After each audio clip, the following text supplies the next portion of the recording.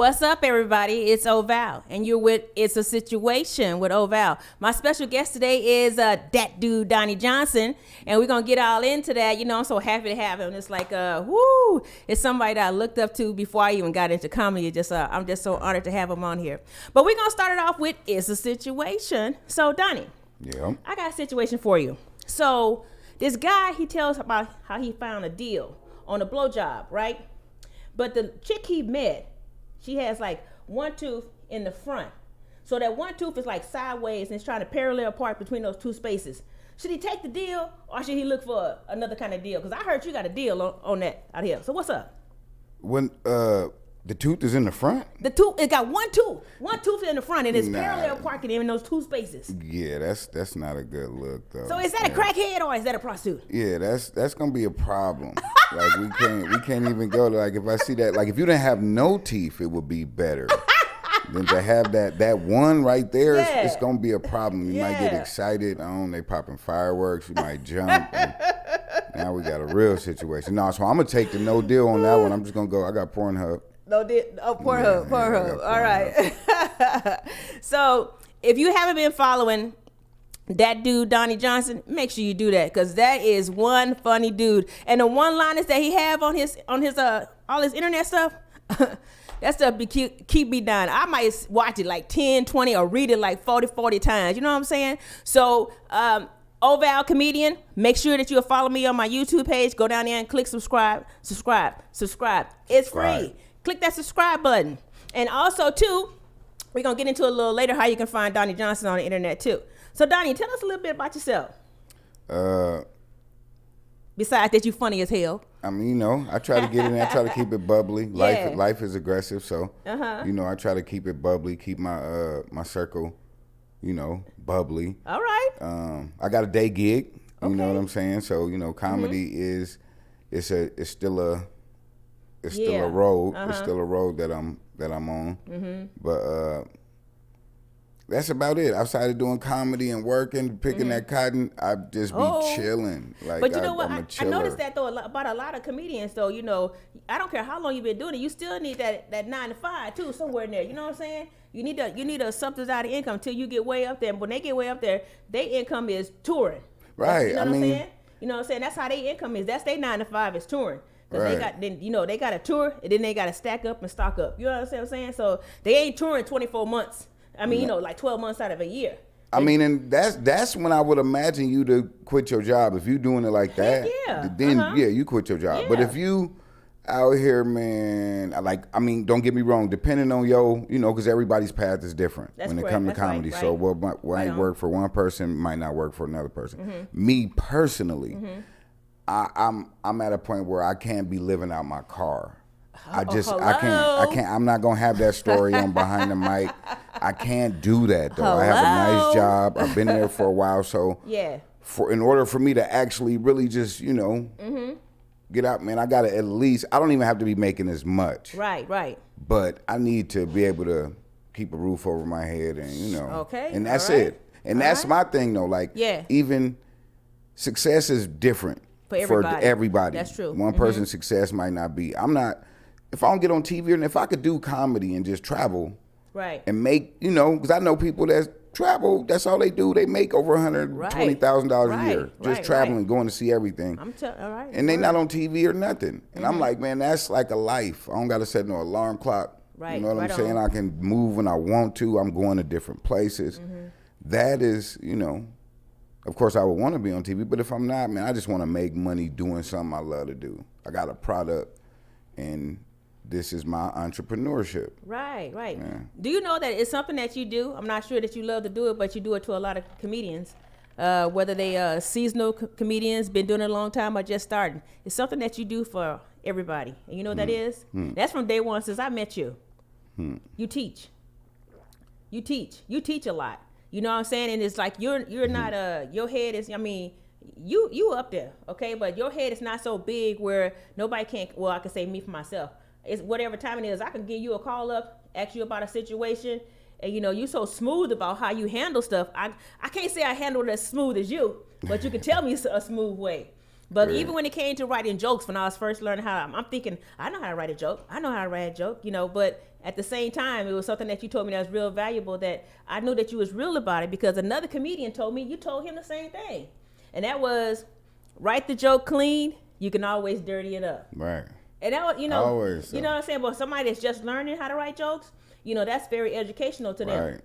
I remember when I first met you at the Artesian, and that was about, you just got to town, so it's like almost like 6 years ago or something like that.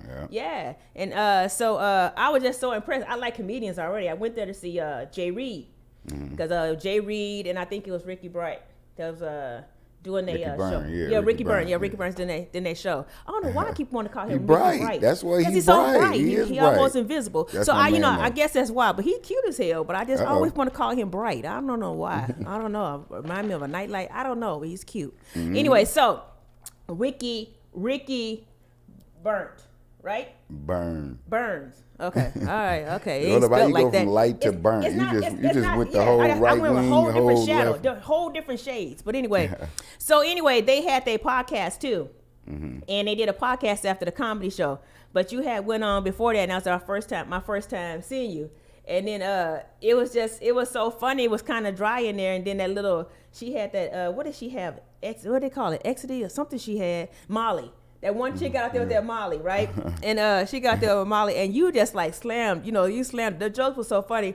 I was about to pee in my pants. I was like, you so funny. You was like, no, that dude spell it D-A-T. I was like, oh, it was just so funny. But after the show, I went up to meet you, and then I asked you could I have a picture and stuff. You was like real cool, real cool and everything. And I was like, I'm following you right now. Da, da, da. That dude, Donnie, I got you. Da, da, da. And I was telling you that I said, I always wanted to be a comedian. I love comedy. And then you get your famous line, right on. right on. You're like, right on. And then, but I ain't do nothing with it. I just told you I enjoyed it. But like, you already know my story about how I got into comedy. So when I did get on that boat, you was one of the first people that hit me up. You like, hey, I know you said you wanted to do comedy, but I really didn't take you that serious. He's, hey, get at me when you get back. I got a room on Sundays.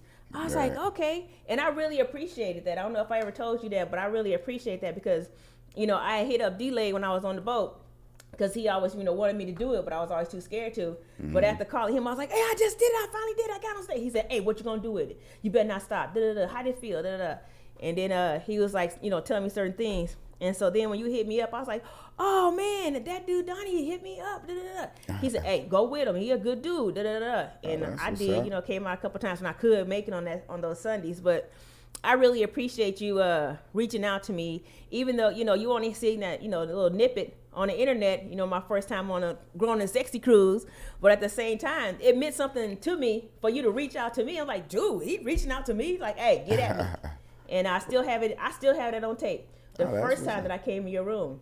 Yeah. I do. I still have it. I still have a tape because you was like, hey, a lot of people get at me and I always talking about they want to do comedy. I'm like, yeah, right. He said, but this one right here, I ain't seen it all week. And she getting at it. And I respect that about it. And I was like, oh, shoot. Mm-hmm. Yeah, I like to see them when they get out there and they do it because I think a lot of people have a different, before you get into it, you have a different view of it. You have a different view of your path and how it's going to go. Right. And then when you get in there, you see, okay, it's not going to do that. And then some people just be like, man, I'm cool. Like, I'm cool with just telling little jokes here and there, huh? No, they might just be like, I'm done with it. Like, I'm cool. Or they might not have liked the experience up there. They might have got up there and, they don't like this. They funny at home. Right. But when you got to make strangers laugh, it's a different animal, though. That's what Q told me that, too. He said, if you like that experience, then, you hang with it. But, it's a craft. So you have to work at it, always trying to make better. You are a perfectionist with grabbing the crowd, and I know it's just not me that sees that in you because I hear that a lot when people talk about you because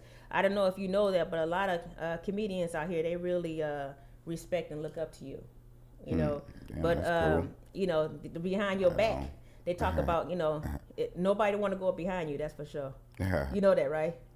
I mean... I wouldn't doubt it, but I ain't know. But I wouldn't doubt it though. Yeah, a lot of people do. I'm for one. Shit, I ain't gonna lie.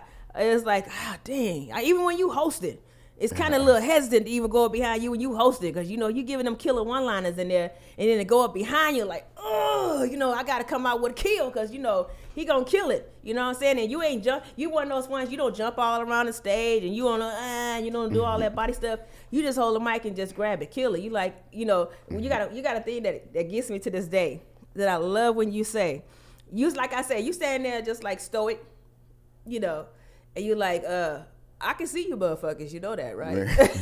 Right. They're just sitting there looking at me though like it's TV. Yo, I see you in the dress. How did you develop with grabbing the audience though? How did you do that? On the cool,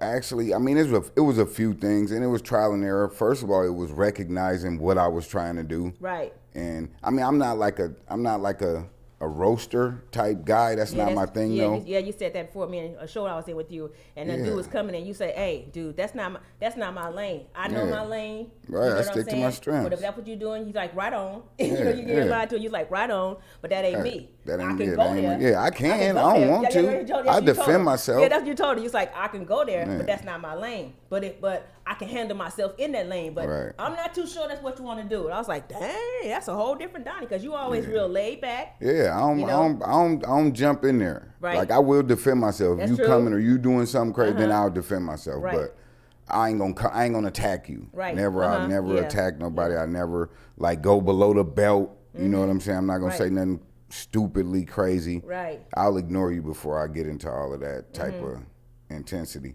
But like, this is my thing. When I hit the stage, the first 15 seconds, I'm trying to have you laughing, just to break that whole. Because when they see you, especially if they don't know you, they already like, is he funny? They kind of, you know, they ain't just comfortable. Like if they see Kevin Hart, somebody they know, they already ready. Right, you know, right, like, ooh, I'm ready to right. laugh. But when you come out, they like, you know, it's kind of, you know, what he gonna do? What you gonna do? Yeah, what he gonna do? So you let them know off the top you funny early, and that'll just ease that whole tension. Okay. Like when people go up there and they be slow getting to it, it's gonna be rough getting out of that hole. But if you go up to them and, you know, you come out early, be in the room, like mention something that's just in the room. If you just, like, look at the ashtrays, people will just start laughing. Okay, so you're saying in that first 15 seconds when you hit that stage, pick out something in the room. Should you already have that picked out? You can already have that. You can already have that. Or you can already have, like, whenever you go up, every time you go up, like wherever it is, though, like anything, whatever it is, or you can have like a stock just, you know, that'll fit in any room. Whatever, like when there's like 6 people in the room, I already got one for that. Right. When there's a lot of guys in the room, I already got one for that. Right. When people are scattered or, you know, when they pack, they up close, I already got something for that. Right. So it's already like, again, it's a craft. It's a craft. The key is to make it look in the moment. Right. It's so funny when you was doing the weekly thing with Antoine Tweezy, Twan Tweezy up at the Urban Lounge. Shout out Tweezy. Yeah, shout out Tweezy. Twan Tweezy gives a lot of people opportunities to really go to another level in their craft, whatever your craft may be, whether singing, dancing, or being a comedian. And it was, shout out to him. I mean, I had to really give him his ups on that. But it was funny when he was talking about, and you were talking about that you was going to stop doing it, because you had some other stuff going on, so you didn't want to do it weekly. And then when Twan Tweezy was talking about, somebody else, helping out, I was like, shit, it won't be me. You know what I'm saying? I said the reason why I said it won't be me because, not that I couldn't host, I can host, but then hosting after everybody been watching, it's to a certain expectations of a host. You know what I'm saying? Now, if I hosted it and you came in after me, I'm good with that. But I was just saying, coming in trying to host the show after you've been hosting it for a while, shoot, man, please. You ain't finna mess my stuff up. You know what I'm saying? You ain't finna do that. That's how you go get them though. Now you turn them on to you. No, you know what though? But one time we had a show there, and you, like always, you was the host, and you brought me on after that. I'm saying to myself, I already know when I get there, I gotta start off with shooting. As soon as I get up there. But you inspire people if they really love their craft and they really want to get better at it. You inspire them when they get on the stage after you are hosting something and you introduce them. You inspire them to say, "You better come out shooting." Right off. You better already have it cocked.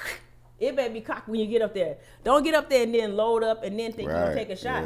Because Donnie didn't kill you already before he introduced you. You know what I'm saying? So if he got you here, you better make sure when you get there, you're ready to go at it. And see, that's what it is too. Like with comics, like the number one thing whenever you go into a room, know the audience. Take a little look at the audience, because everything you say ain't gonna go off in every audience. That's true. So you got to take a demographic, take an assessment of the audience, and then you kind of do it to that level. Right. When somebody that go up before you, if they kill, it's two things you can do. You either gonna swim or you gonna sink. Whoa. And those are the two things that's gonna happen. Have you ever seen? I have. Really? Yeah, I have. And I didn't even know why. I didn't even know why until I really thought about why. And then when I changed that, it ain't even no thing. Right. But what it is people get nervous when they see somebody up there killing. They get nervous, like, oh my God, like how I'm gonna follow that? Instead of thinking, ooh, he got him on. I can just go ride that wave though. Oh, but when you ride that wave, like what I've learned, what works for me, now I can't tell. This is what works for me. I listen, when I see them killing, I just start paying attention to see what they talking about. Okay. If they say something about something, like, that might have a joke on or a hit on, that's how I'm going to start. Like, when I go up there, I'm going to be like, man, that dude's a fool. Man, you see what they talk about that, so-and-so? Okay, and then, bam, I'm right into my, so now they still there because they still laughing at his stuff. Right, got but it. But now they laughing at your stuff, and they getting used to your cadence. Because your cadence, you might not be a fiery comic, but that other dude was fiery, and if you just go up there and you start slow dragging them, they gonna be like, oh. So he said slow drag them. Yeah, you gotta get them used to your cadence and how you deliver it though, so they'll know, okay, I'm not like him. Don't compare me to him. Now they just ready to listen to you. But them is little nuggets that that you pick up on. Yeah. I like that. I like that you said that. But I one situation I hate about some comedians is. It is not about putting comedians against one another. It's the point of, like, if you say something and then the next comedian come up and then they sit up there and keep hitting off of everything that you said, but it's not in a respectful way. You understand what I'm saying? Mean, like? Okay, like, I'm gonna give you an example. I said something about a 9-inch dick, right? And a chick came up after me, and then she just kept elaborating on it. Like, her whole set was everything about that, like, 9-inch, pussy gotta be like pastrami or whatever else. Then they're not. Okay, so you took a shot, then you took another shot, then you took another shot, you took another shot. So she got off the stage, she didn't give me a hug. I said, no. And she like, what? I said, that was disrespectful. I said, do your set. Don't make your whole set about some stuff I said.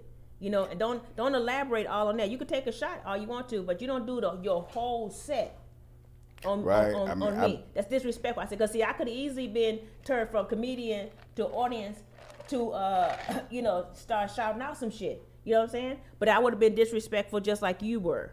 I said, lesson learned to me for you. That was disrespectful. I mean, too, on the cool, you gonna run into way more disrespectful shit. Yeah. I'm just saying that's just an example of when you just talking about picking up stuff from somebody else previously. I'm just saying it could be nicely. Yeah, it could be done nicely, and then it could be done disrespectfully.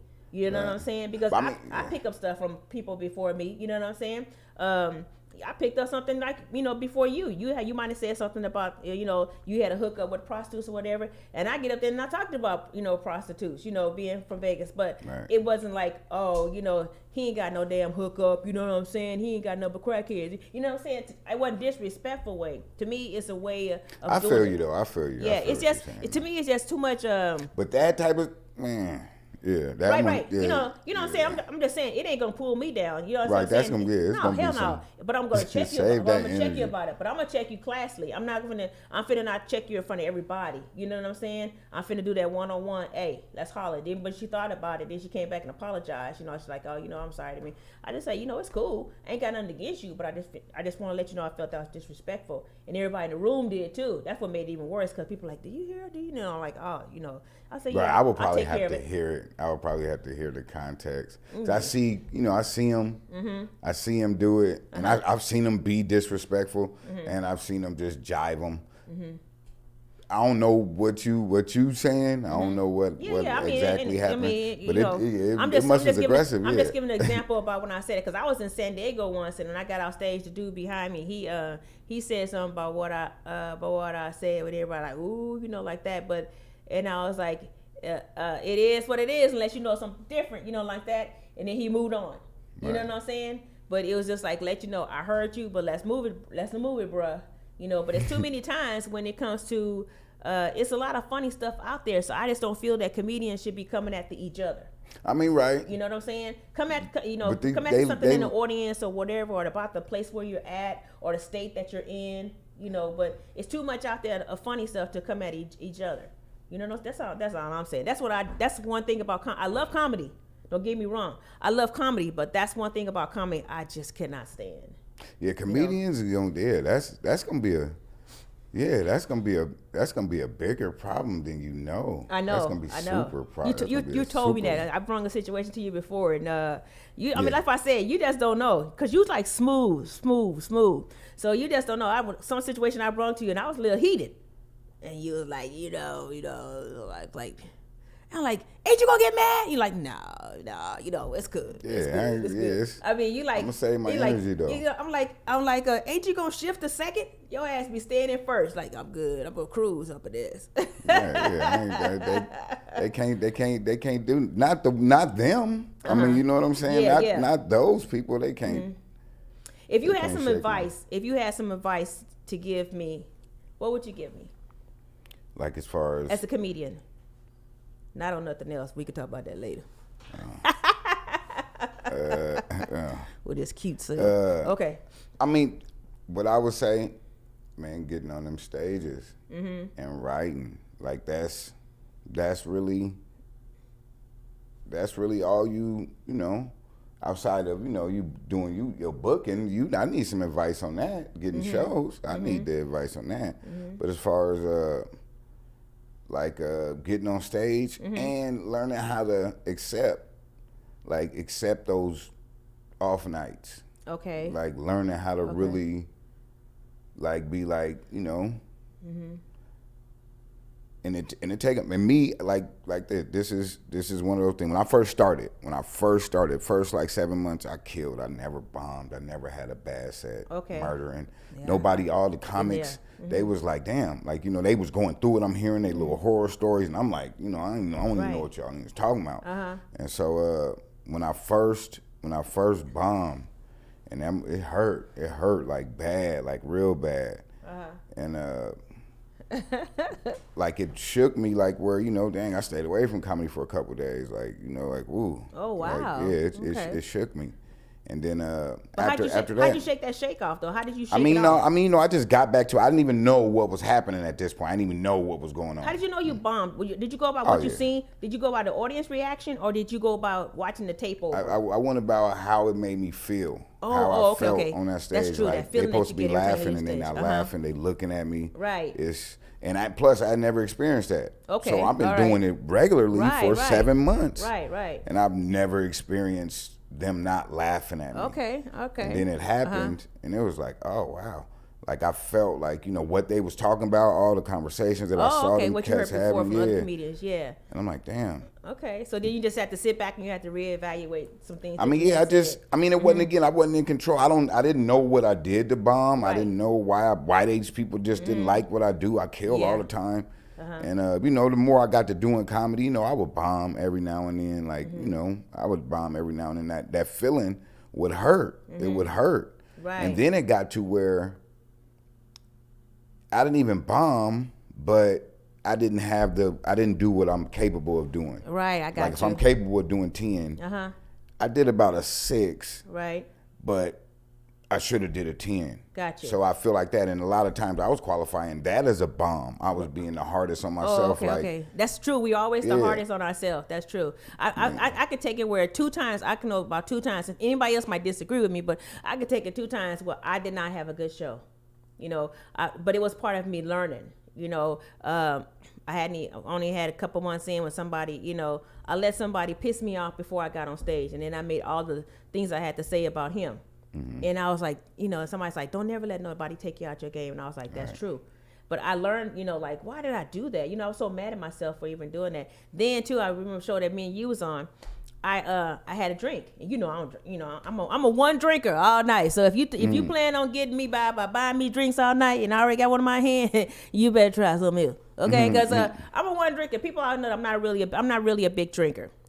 So I had my one drink, and then it's like, Val, you up next. Like, oh shoot. So I don't leave my drink sitting down. So I drink the drink up, right? I heard her just guggle it down, and then I can't even remember what I was drinking anyway. So then I'm ready to go.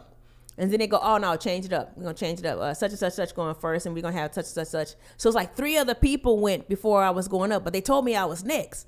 And so now them 3 people already got to get ready to go. So by the time it's time for me to go up, that drink didn't kick in because I didn't tuggle it down. You know what I'm saying? And that's not really. I'm not a drinker. I'm a sipper. So I get up. By the time it's time for me to go up, I'm like lit. You know what I'm saying? I was like, okay. What was I gonna talk about? You know what I'm saying? I was like, I got through it and everybody was laughing. But the point was, like you said, that feeling. I didn't have that feeling like, oh, I just tore that shit up. And I didn't have that feeling. So I learned from that. That's when you learn, though. You don't learn when you kill, though. You don't learn. You learn when you bomb. When you bomb, that's when you start thinking about, like, damn, what I do wrong? When people don't laugh as hard as they normally would. That's when you go up there and kill it and they slapping high fives afterward. You didn't learn that, no. You killed it, but you ain't really learned that, no. Oh, okay. Yeah, you learn that when you go up there and you take that L, though. I done took hella L's, though. I believe you because I know you're not a brother that lie, but I just can't see it because, you could tell the same joke 20 times, and 20 times my gut's going to bust. Sometimes they ain't trying to hear that shit. Sometimes it'd be audience, too, though, and I blame the audience. It ain't always a comment. Sometimes, man, the audiences, y'all ain't shit. Y'all, whatever 36 of y'all that got together on that night, y'all wasn't shit that night, though. Y'all might be cool on the other Tuesday or whatever on a random Saturday, but that night, look here. And I know I'm funny. I done had motherfuckers look at me like, man, what the hell? Are you still nervous? Are you still nervous before you do it each set? Not really. It's a little anxious though. Okay. I can't wait to get to that first laugh so I can get those little butterflies out. I know I get that too. Now I'm new. I don't have my 3 years in yet, so I'm still new at that part. I am nervous before every set.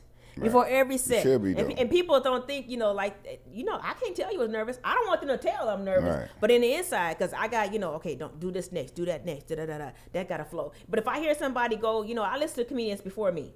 So if I hear the comedian go on something and I know I'm getting ready to go on, I take it out. I got enough material where I can take that out and go to something else. Because I don't want to sit up there, because somebody did me like that before. I went, they switched spots and wanted me to go first. I'm cool with that, you know what I'm saying? Because to me, it don't determine my value as to myself as a comedian if I'm first or if I'm last.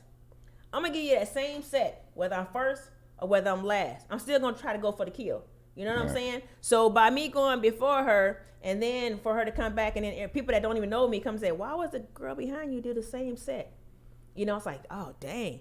But my thing is, she probably, whoever that was, probably wasn't. They probably didn't watch you. She did watch me, but the point was, she was the one that asked to put me before her. But I mean, that's what I'm saying. That kind of looked bad on her. Well, it did. But I'm just saying that the point was that I watched people, though. You know what I'm saying? Before me. So especially if it's a female, because I don't want to talk about the same thing that she talked about. I try to pull my other material to go for it. I don't care if I got my set in my head what I'm gonna do. I don't want to tell basically it's not the same joke, but it's about around the same way. Right. I leave it alone.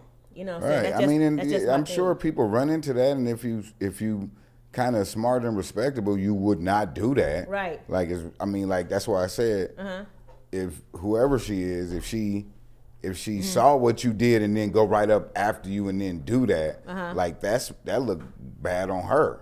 Sorry, I can see if she didn't see you, if she was like outside and then, she might have a joke about whatever, squeezing the dude's nipples or something. And you might have a joke about, some dude, and then he'd be like, nah, that's kind of close to mine. I ain't gonna do that one. Got you. But under those, she looked bad though after seeing what you did, then going right back up there doing that. Right on. Okay, so let's tell the world like how to follow you, how to get a hold to you, you know what I'm saying, for bookings and stuff. Because you want to book him, make sure that you get all that information on how to follow him on all the different sites. But how do we follow you on all your different internet Dat Dude Donnie on all social media platforms. And I'm going to have that on the page when I introduce it too. So it's going to be that dude Donnie, because he's funny as hell. Make sure you book him. We're going to talk about that booking stuff too, because that's how we got to do it, because we got to make that money. So please go down and subscribe. Go down on this page, Oh Val Comedian page, and go down to your YouTube page and subscribe. Hit that button, subscribe. Hit that little bell, notifications, let you know when I put something up. Follow me. It's going to be a little fun. You know what I'm saying? We starting off, it's a situation, and trust me, it's going to be a situation. It's free to subscribe. So subscribe. Let's have some fun. Let's talk about it. Hit me up. Give me a little message. Make a comments down below. And we're going to have a little fun. Because guess what? That dude, Donnie Johnson, love that dude, right? But it's a situation with Oh Val. I'm out of here.